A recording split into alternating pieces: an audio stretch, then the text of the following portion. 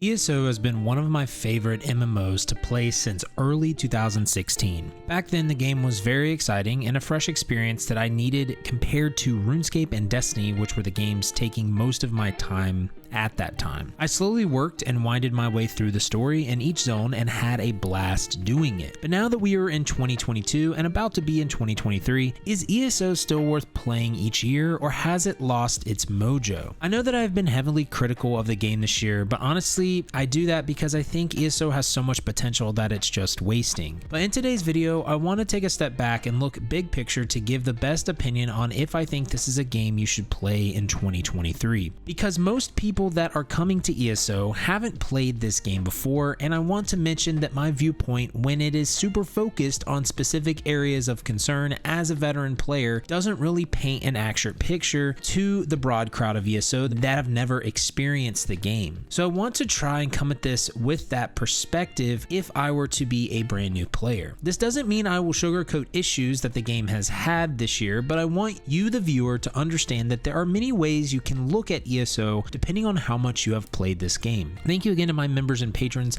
If you'd like to become a member, check out the link below. It does really help us out. You get your name up here in the video, you get access to our members only Discord, badges, emotes, and much more. First off, let's talk about the year in review for ESO. I did this with my New World 2022 video as well, and I want to follow a similar structure. ESO didn't have the best year this past year, and I have said that about 200 times.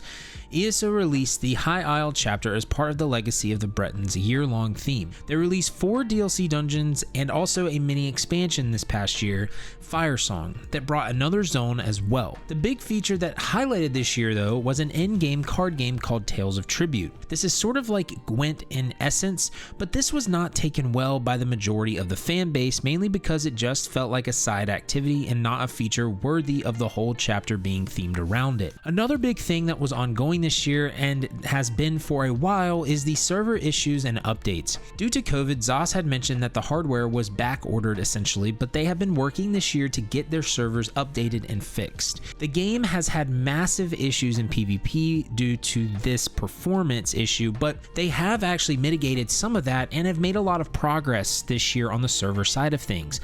The downside to this was a big reason I believe we really didn't get a big update this year in both expansion and mini expansion. They can't really give us a new class, new weapons, or anything massive if they are trying to fix the servers and balance the game. A lot of people get mad about this, but they did specifically say that they wouldn't be doing any updates to that effect until they fix the servers. You then compound this with the update that came in Q3 that basically threw everyone up in arms when they messed with combat again, and for the worse. This actually ended up being the straw that broke the camel's back for a lot of players because ESO is known for constant change fatigue. This really upset a majority of the player base and they moved on to other games for the time being. Along with all of this, was there actually any positives of this past year? Yes, I really enjoyed the story this year. It was kind of like a conspiracy theory kind of story, and I really thought it was solid. I loved some of the cosmetics of the zone they created, and I did like the card game until I saw the reward structure for ranked, and then that was pretty infuriating. But I am an avid card game player, so I'm kind of in the minority of the people that actually liked the card game. But with saying all of this, again, I'm not trying to be a Debbie Downer. I just want to paint the picture of how 2022 went in the eyes of the majority of ESO's player base, because ESO does have a core group of veteran players that really keep the game afloat in a lot of ways. I mean, people put tons of hours into this game. But when we compare this year to the previous years in ESO's history, it is objectively light on content. Last year we got companions, which we got this year, but in quarter 4 DLC last year in the base game, we got the armory system, which was a huge quality of life update. The year before we got antiquities with Greymore, a new single player arena, and the item set collection system. The year before with Elsewhere, we got a new class. And the year before with Somerset, we got jewelry crafting and master writs. So as you can see, the progression in 2022 was light on content, which upset a lot of veteran players. But if you are a new player or someone thinking about trying this game, does this stuff actually affect you? Does it mean ESO is a bad game? To answer the first question, this stuff will affect you eventually, but not really even close right now. And then to answer the second question, ESO isn't a bad game. This is where I take my super narrow focused lens off and I look broad picture for those of you looking to try a new MMO this upcoming year. Please understand ESO at its core is one of the best MMOs on the market. It's super beginner friendly, it's rich in story and lore, it lets you do whatever you want whenever you want, it has a very beautiful world, and there's so much content to do as a new player that you will feel basically overwhelmed, which is why I made so many guides in this channel to help you all out. A lot of the things and issues I address about the game doesn't really affect you until you have played the game for a while, so I want that to be a clear statement made in this video. But now I want to look at the trends of the game because again, I did this with New World, and I want to give an overall health and outlook of the game for new players and people that have been playing for a while, because again, like I said, everyone that tries an MMO wants the MMO to be healthy and growing and have a good community. The game is, in my opinion, had a downward trend this year and feels like it's in maintenance mode due to ZOS working on other MMOs right now. However, the big caveat to this is the server and hardware issues. I've mentioned many times that they have had an interview where they said they are very limited on what new things they can implement in the game due to them having to code and design for the PS4 and the older Xbox. I really don't even know the name of the older Xbox. I can't ever remember it. I think it's the Xbox One. But anyways, I fully expect them to drop support on the game for those consoles next year because it's holding back their potential and it's hurting the game, I think. So that's why I say this is a huge caveat, because if they have this stability and server issue fully fixed for next year, they could really amp up the content they push out. Another negative trend I am seeing is that ZOS is a content producing machine, almost to the point that they make too much content that isn't fully fleshed out. They release cool systems or things in the game that have potential and then they don't expand upon them further. I really don't like the every year expansion chapter thing they're doing right now. I think they really need to switch it up, and I think next year this needs to be when they switch it up. I really think they should focus on systems in the game and improve them and take a year off of making newer content. The last negative trend is the lack of direction with combat and the constant changes.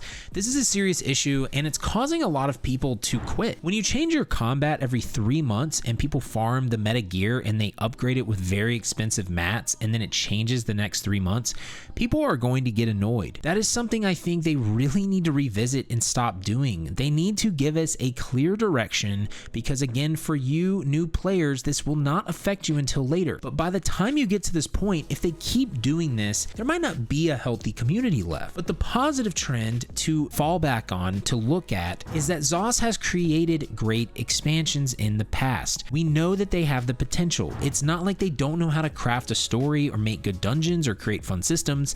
I just honestly think they are super limited on what they can do because of the older gen systems and their servers. I think once this is alleviated, you will see a resurgence in ESO players. So when we look at 2023, do we have anything to be excited about? Honestly, at the time of making this video, there isn't much information. ZOS has actually been very quiet and hasn't shared much about the future. I really believe this is because they are assessing this year and seeing how much this year was kind of a letdown. But 2023 will come down to two things. The first one is if ZOS has the servers fixed and ditches the older gen systems, I believe you will see a massive update, maybe a new class or a new system that is very fun and engaging.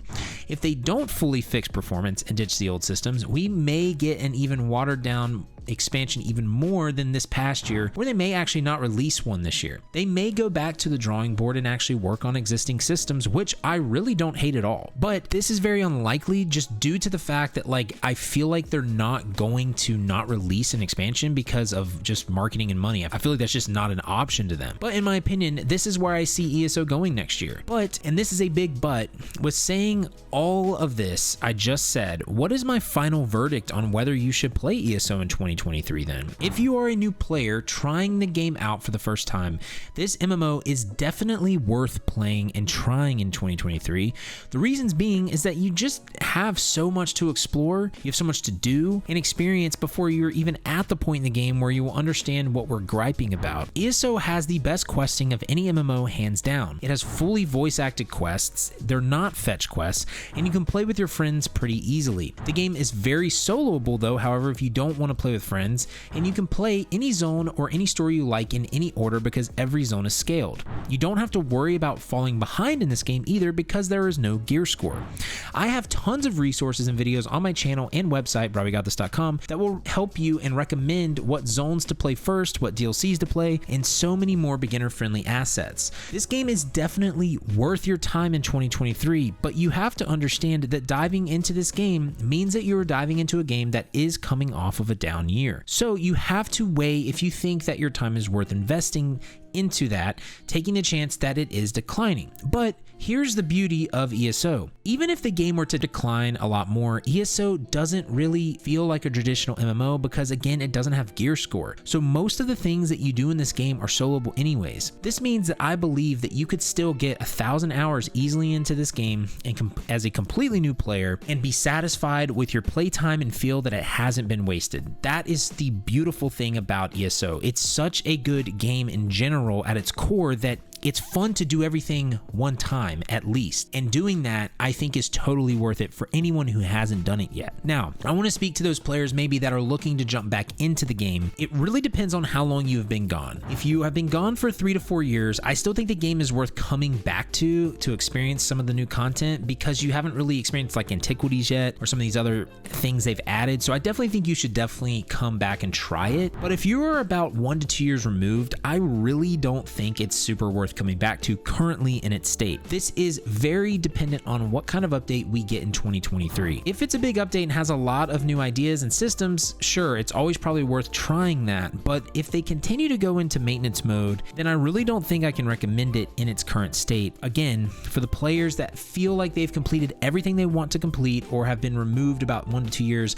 I just don't see why you would want to invest time into it until they iron out the kinks and get a clear plan of what they want to do. But again, I do believe in the ZOS dev team. I think they are great. I just believe that they are really trying to figure out innovations when their hands have been pretty tied with fixing servers and also older gen console issues. I fully have confidence that they will solve these issues and they can create another banger expansion. I also think that if they take a step back, I believe that they can produce a meaningful year in 2023 with meaningful changes because they are listening to us.